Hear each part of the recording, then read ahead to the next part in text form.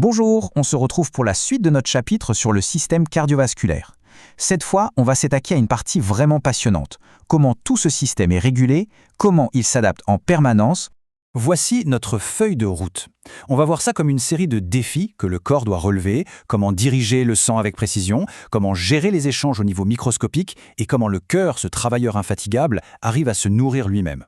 Alors, premier grand défi, la régulation vasculaire.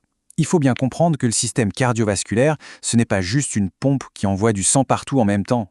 Non. C'est un service de livraison ultra précis qui doit amener la bonne quantité de sang au bon endroit au bon moment. Et voilà le principe fondamental qui gouverne tout le reste. Chaque tissu de notre corps a des besoins qui changent tout le temps. Un muscle qui se contracte n'a pas les mêmes besoins qu'un muscle au repos. Le cerveau qui réfléchit non plus. Le système doit donc être capable de s'adapter en temps réel à cette demande variable. C'est un sacré challenge. Bon, alors comment le corps s'y prend-il concrètement pour relever ce défi? Comment fait-il pour que le sang aille préférentiellement vers les zones qui en ont le plus besoin? La solution, elle est locale, c'est une gestion fine de l'offre et de la demande directement sur le terrain. C'est vraiment la question clé. Imaginez si on ouvrait toutes les vannes en même temps, en permanence. Ce serait un gaspillage terrible et même dangereux. Il faut donc un système intelligent, une sorte de régulation du trafic sanguin. Mais comment ça marche? Quels sont les feux de circulation? Eh bien, la réponse, elle est là, sous nos yeux, sur ce schéma. Tout est une question de signaux chimiques. On voit qu'il y a deux sources principales. D'un côté, on a l'endothélium, c'est la couche de cellules qui tapissent l'intérieur des vaisseaux. Lui, il peut envoyer des messages pour dire aux muscles autour de se détendre. Et de l'autre, on a les cellules du tissu lui-même, les cellules parenchymateuses. Quand elles travaillent, elles produisent des déchets métaboliques qui en fait agissent comme un signal d'alarme. Et on a besoin de plus de sang ici. Et voici les messagers en question, les molécules clés de ce dialogue. La prostacycline et le fameux monoxyde d'azote, ou NO, sont plutôt libérés par l'endothélium. L'adénosine, les ions H+, le CO2 et le potassium, eux, sont les signaux directs de l'activité du tissu. Plus un tissu travaille, plus il libère ces substances. Et plus il y en a, plus les vaisseaux sanguins locaux se dilatent pour augmenter l'apport en sang. C'est un système de régulation automatique, local et incroyablement efficace. Allez, on change d'échelle. On zoome au niveau microscopique pour s'intéresser à un paradoxe vraiment fascinant, celui des capillaires.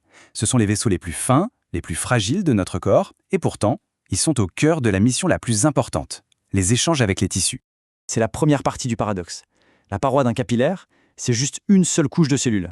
C'est fait pour être hyper perméable, pour laisser passer les choses. Intuitivement, on se dit qu'une structure pareille devrait exploser sous la pression du sang. Et pourtant, non. Comment est-ce possible? La réponse, elle nous vient de la physique. C'est la loi de Laplace. Cette loi nous dit quelque chose de très important. La tension dans la paroi d'un tube, la force qui tire sur cette paroi, ne dépend pas que de la pression à l'intérieur. Elle dépend aussi du rayon du tube. Et c'est ça la clé. Et c'est là que la nature est géniale. Parce que, comme le montre la loi de Laplace, le rayon R d'un capillaire est absolument minuscule. Du coup, même avec une certaine pression P, la tension T qui en résulte sur la paroi est très très faible. Pour faire une analogie, c'est comme un ballon de baudruche. C'est bien plus dur de commencer à le gonfler quand il est tout petit que de continuer quand il est déjà grand. La petite taille du capillaire est en fait sa plus grande force. C'est ce qui lui permet d'être si fin sans se rompre. D'accord, donc les capillaires sont solides. Mais ce n'est pas tout. Il y a un deuxième paradoxe. Cette paroi doit aussi être une frontière intelligente. Elle doit laisser passer les nutriments dans un sens et les déchets dans l'autre, de manière très contrôlée. Comment ce flux est-il géré? La solution, c'est un jeu d'équilibre, un bras de fer permanent entre deux forces. D'un côté, on a la pression du sang, la pression hydrostatique, qui pousse le liquide et les petites molécules vers l'extérieur. De l'autre côté, on a la pression oncotique. Elle est due aux grosses protéines qui, elles, ne peuvent pas sortir du capillaire et qui, par effet osmotique, attirent l'eau vers l'intérieur. Au début du capillaire, côté artère, la pression hydrostatique est la plus forte. Ça pousse dehors, c'est la filtration. Puis, le long du capillaire, cette pression diminue. À la fin, côté veine, c'est la pression oncotique qui gagne, et ça aspire le liquide vers l'intérieur. C'est la réabsorption. C'est cet équilibre subtil qui permet les échanges. On passe maintenant à un organe très spécial, le cœur lui-même. C'est un muscle qui, par définition, ne s'arrête jamais. Jamais. Comment un organe aussi sollicité fait-il pour garantir son propre approvisionnement en sang sans jamais faillir? Eh bien, il a son propre réseau privé, la circulation coronaire. C'est un ensemble d'artères dédiées uniquement à l'alimentation du muscle cardiaque, le myocarde. Et regardez bien le schéma, les artères coronaires partent directement de la base de l'aorte, juste à la sortie du cœur. C'est l'endroit où la pression est la plus forte, ce qui garantit que le cœur est toujours servi en premier et avec une pression suffisante. Et ce qui est encore plus fort, c'est que cette circulation coronaire possède une capacité incroyable qu'on appelle l'autorégulation. C'est tout simplement la capacité du cœur à ajuster lui-même son propre débit sanguin pour le garder constant même si la pression artérielle générale dans le corps varie. C'est un mécanisme de sécurité absolument vital. Ce graphique l'illustre parfaitement. En abscisse, on a la pression, et en ordonnée, le flux sanguin dans les coronaires. Regardez bien, dans une très large zone de pression, le flux sanguin, la ligne avec les cercles, reste quasiment plat, constant. Qu'est-ce que ça veut dire? Ça veut dire que le cœur adapte en permanence le diamètre de ses propres artères pour que le débit ne change pas. Il s'autogère. Malheureusement, même un système aussi bien pensé peut connaître des problèmes. L'ennemi principal, c'est l'athérosclérose. Des plaques de graisse peuvent se déposer dans les artères coronaires, comme on le voit à gauche. Et les conséquences sont visibles sur l'image de droite, qui est un angiogramme. La flèche montre un endroit où l'artère est très rétrécie. Le sang ne peut plus passer correctement. C'est ça, l'infarctus qui menace. Heureusement, la médecine a développé des solutions. Une des plus courantes est l'angioplastie, avec la pose d'un stent.